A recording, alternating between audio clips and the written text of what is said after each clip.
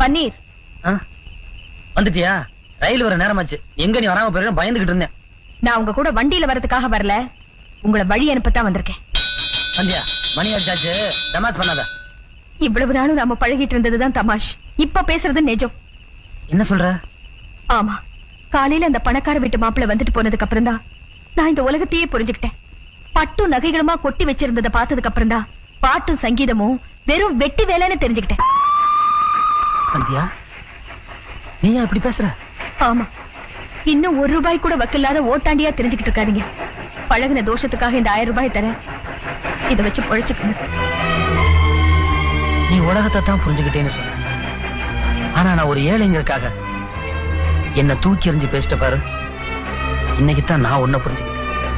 இதே பழைய பன்னீர் இருந்தா நீ சொன்ன வார்த்தைக்கு இந்த தண்டவாளத்தை தலையை கொடுத்திருப்பேன். ஆனா இன்னைக்கு நான் அப்படி இல்ல. இனிமே உன் முகத்திலே ஒழிக்க மாட்டேன்.